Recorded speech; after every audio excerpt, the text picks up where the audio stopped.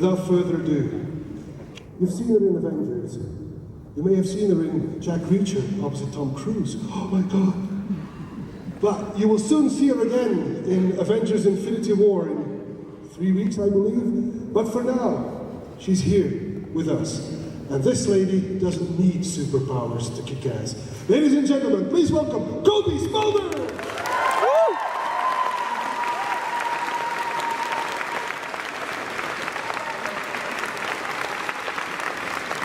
Everyone. How are we doing? What? Nice. Hi. So, good morning. Good morning. How has Belgium been treating you so far? It's wonderful. It's beautiful here. What? Have you tried any of the chocolate yet? No. Thank you for coming. I have in my life, and it's wonderful, but I haven't on this trip yet. Nor the French fries. I'm leaving. I'm gonna go, guys. They're not actually French, those fries, but let's not. That's what everyone says. You gotta have the beer and the fries and the mayonnaise, right? That's the way to do it. My dad does that, and he's Dutch too. I haven't ever been able to do the mayonnaise, but I will this trip. I promise. You promise? Okay, that's what I'm gonna eat a lot of food after this, guys. Don't worry. So, in 3 weeks' time, Infinity War will be here in Belgium on the screen. Oh, is that one? I was wondering about that yesterday. Everyone was curious about that because I know it comes out in the States on the 23rd. So. Yeah, it's on the 24th here in Belgium. So, something to look forward to, or get that call. It's an important call. Who was it? Your dad? Well, you don't know. Maybe it's something important.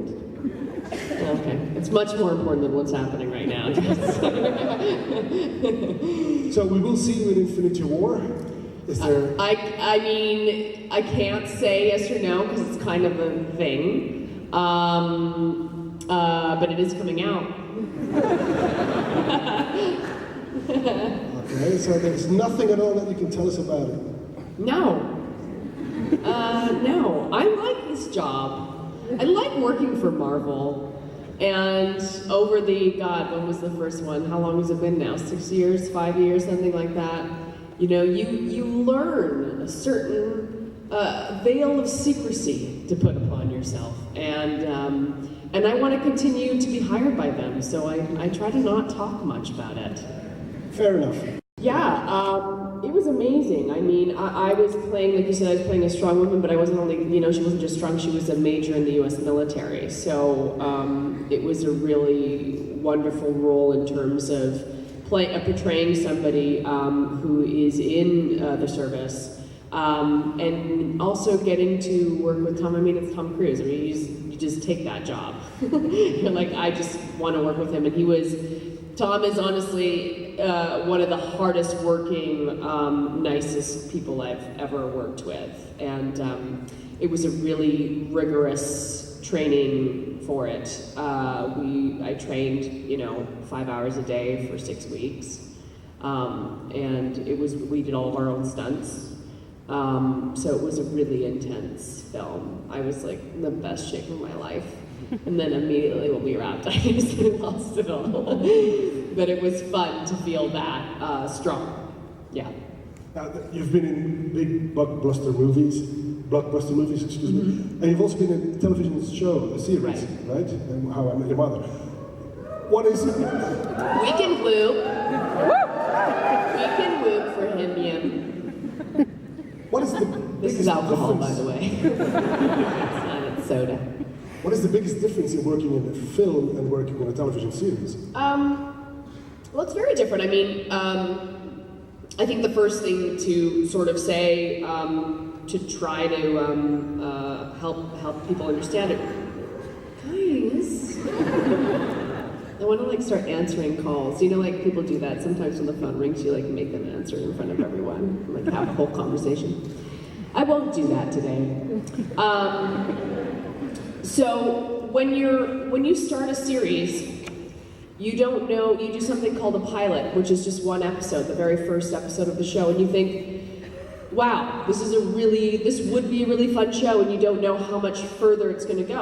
I never imagined that I would be doing How I Met Your Mother for 9 years. I mean, it's such a rarity. So the great thing for me about doing the show was being able to do something for 9 years. And in TV, you're able to, like, you know, take this character and really change it and develop it and go through multiple relationships and really give some legs to it. And when you're doing a film, it's finite. You know exactly what you're going into, you know what you're doing, and then you say goodbye to everybody. So I love doing both. I mean, obviously, I love doing the Marvel movies because it's supported by such amazing fans, like all of you guys. And it's this magical world that is not only about the characters but also the artists who, you know, started drawing these characters decades ago, and it's really cool to be a part of something that, you know, started in Stan Lee's imagination and then morphed into the comic books and then turned into the movies, and then it turned into the TV shows and the cartoons. Like, it just kind of keeps going, and it's such a wonderful world of creative expression. So I really love being a part of that. But there's as an actor, there's benefits to both. I think with series, it's nice to have, you know, a job to go to all the time. To know, like, all right, I have a job for the year, and I know kind of what I'm doing. But it's also nice to jump in and play a different character every now and again. That was a very long answer. I'm sorry. I just started talking. It was a good answer, so no worries. Cool. So recently there was a sort of class picture of the entire MCU for the anniversary of the MCU. Yeah. What was that like? Everyone in one room. Yeah. And the atmosphere and everything. It was insane. It was like, really. It was one of those moments, you know, I don't know if anybody else has these moments where you're like, when I'm an 80-year-old woman, I'm gonna have that frame, like that picture framed on my wall. I'm gonna be like, kids, come in here, and see this picture at the very top, and the blue dress, that's me. You know, I love, like, kind of having these moments, just because you're a part of something that's, like, so crazy and historic, and it was wonderful because it was obviously, there was, like, all of these amazing actors, and Robert Downey, and Michael Douglas was there, and it was like all of these amazing people, and also just how many actors were in all of these movies was pretty astounding. But also in that picture, probably the ones that people aren't really looking at are, like, there was the writers of every movie, there was the directors of every movie, producers. And those are people, I mean, Kevin Feige's been a part of Marvel, you know, he really started the whole thing off in terms of the films. And he had a team of people that also continued with him. So it was really cool. It really felt like there was people there that I hadn't seen in 3 years. And I just kept going, like, I shouldn't be here. What am I doing here? Like, I feel like, you know, it was a really, like, bizarre moment, but luckily I was with Sam, who I'm close with, so it was like I felt like somewhat. And then there was, like, Vin Diesel, and I was like, "Hi, I'm Cobie. Nice to meet you, Mr. Diesel." You know, so you just kind of try to be cool, which is always hard for me. But it was a moment for sure. It was very cool. Yeah. You know, we have a thing in the States called O'Doul's. I don't know if you guys have heard it. It's a non-alcoholic beer. So, you know, if it was like 9 a.m. to, like, let's say 4 p.m., it would be O'Doul's. After that, you know, it's dealer's choice. And although, you know, we'd have to do it on the sly a little bit because it's not legally allowed. But mostly it was O'Doul's. And so if it was like you were shooting a scene, it was 9 a.m., I'd be like, I'm having, like, the vodka soda, meaning bubbly water. I always also, now that I'm talking about it, I always got things like I smoked cigars a lot on the show. Like, she was like an avid cigar smoker.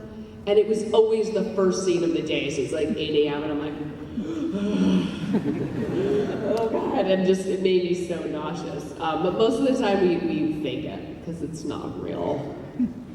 It's not real. We show our lives. Hi! Hi. How are you? I remember you from yesterday. Did you sleep with that on your head? No? You reapplied this morning. Nice job. How are you? I'm good. Did you sleep well? Yes. Great. Out of all of the characters that you have played, which one do you relate to the most? Oh, good. You know, the thing that happened with playing Robin Scherbatsky is that it happened for so long that the writers eventually started taking my mannerisms and making them hers. I think there was like one episode, one of my best friends became one of my best friends. She was a writer on the show, and I do a really annoying thing, which is literally the most important thing. I would always just say literally, and they ended up saying that in one of the episodes. The but was me too. And obviously they made Robin a Canadian. They made Robin a Canadian like halfway through the first season, and the creators were like, yeah, we're thinking about making Robin a Canadian, you know, because you're a Canadian and it's so exotic. And I was like, what the?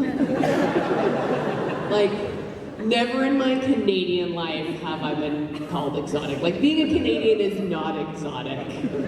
Like, being like Brazilian is exotic. Canadian is like, that's where it's cold, like rainy. And so they made Robin the Canadian because of that. So I would say that was the character that sort of morphed the most of my mannerisms, and I played her for the longest time. So it's sort of inevitably, you know, I think it just naturally happens where you start, you know, morphing together in a weird way. I'm not a gun enthusiast though, and there's a lot of things that I'm not like her at all, but a lot of things that I am. Hi. Hi, good morning. Good morning, how are you? What's your name? My name is Pete. Hi, Pete. Hi. What's up? How's your Everything life? is good. My life is good. This is your time. Yes. You can say whatever you want. You don't have to ask me a question. You can just start. I hope you're going to cut me some slack here. I'm a very big How I Met Your Mother fan. Cool. Obviously, Robin is a great character, and I love all the recurring gags she has. Yes. But there's one I was hoping you would like to channel for me. Okay. I love it when Robin yells at Patrice. Everybody loves this. Guys, it's not nice. Oh no, I love Patrice. I love the character Patrice. But honestly, it's an interesting question for me because people love it. And I did it once and they were like, oh my God, that's the greatest thing. I was like, it's so mean.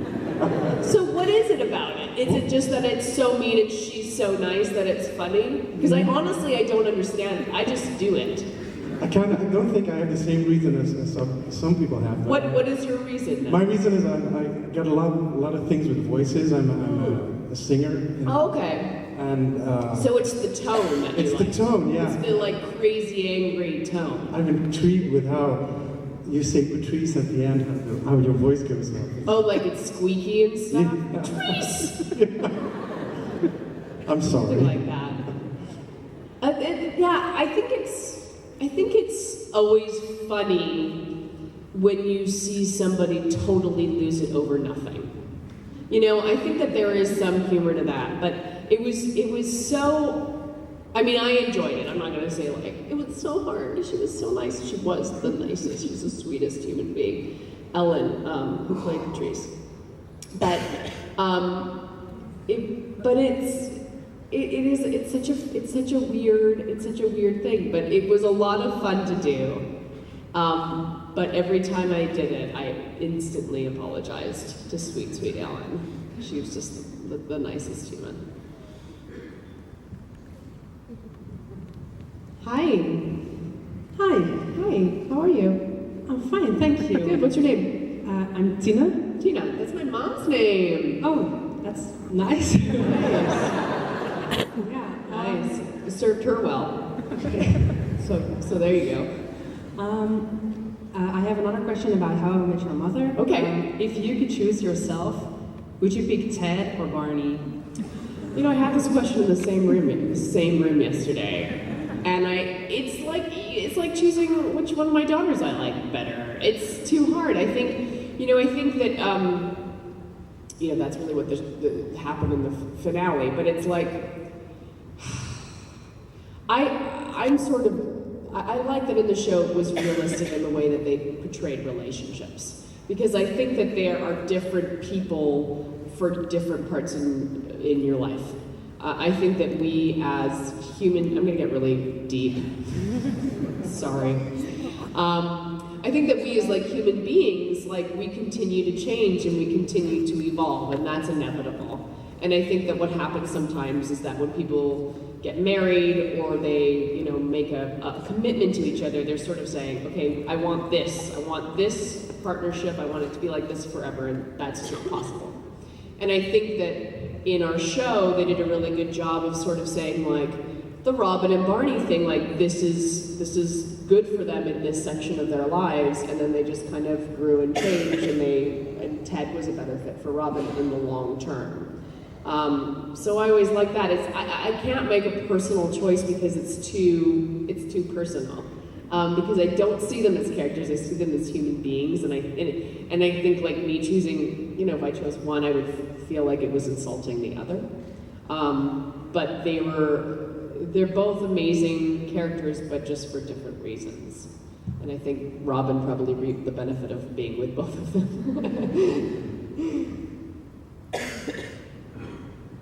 Hi.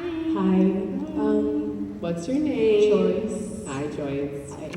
I was just wondering, of all the songs that Robin has sung on How I Met Your Mother, which one is your favorite, and how was it shooting the music videos? Oh, the music videos were one of my favorite. Oh my god, it was so much fun. I would say like Let's Go to the Mall is probably my favorite because it started the whole thing. But I will say like there was something, so I don't know, maybe there's some people who like grew up like obsessed with Alanis Morissette like I was, but there was something that was really perfectly generational for me doing the Robin Daggers, which came way later. Hey, she's right there. Oh, she's got the doll and everything. You look great. Nice job. That was weird. It's so weird. And we got like, who did we get? We got like all of these weird Canadians to like interview for the behind the scenes, which was so weird and great. So there was something that was really cool about that. But I enjoyed all of them. We also did like for Sandcastles in the Sand. I mean, that's such a weird title, Sandcastles in the Sand. It's like perfect. We shot the entire show on sound stages in California, pretending to be New York. And anytime that we were, in an exterior where you're, outside of a building or something, or outside of McLaren's, that was on the sound stage lot. So it was just exteriors still on our lot in California. So we rarely went anywhere. So when we did Sandcastles in the Sand, we were like in Malibu, California, and it was like this really fun field trip, and it was really a nice change for our whole crew, so that was cool too. So I liked shooting them all, but I would say that my favorite is probably Let's Go to the Mall. Yeah. A question to How I Met Your Mother again. Did Okay. you steal anything from the set Yeah. after ending the show? A lot of it. What? I did. So we weren't allowed to take too many things, although Neil did take the table. He took the booth. And I don't know how he got away with that. It is in his house. But because we weren't allowed to take so many things because they have it like in a museum somewhere or something, or preparing to be in a museum or something. But I took, apart from like a lot of clothes, I took, and maybe if you watch it, you'll now be able to clock it. But there's this, it's like a street lamp, and it says it's a green, yellow, and red. And in green it says the bar is open, yellow it says the bar's almost closed, and red says the bar's closed. And I was always sitting in the booth looking at the bar, and it was always over somebody's shoulder. And so we were allowed to ask to take one thing from the set, and I asked for that, so I have that. Just one. Yeah, because then, seriously, they were putting it somewhere to like be in a museum, so they have all of the art and all of the whole bar somewhere. Yeah, except for the booth, because they remade that one. Yeah. I don't know where the Blue French Horn is though. I think one of the creators took that one, and somebody has my Robin Sparkles jacket, and I don't have that one. I should have taken that. Yeah. Big fan of How I Met Your Mother. Cool. So am I. I was.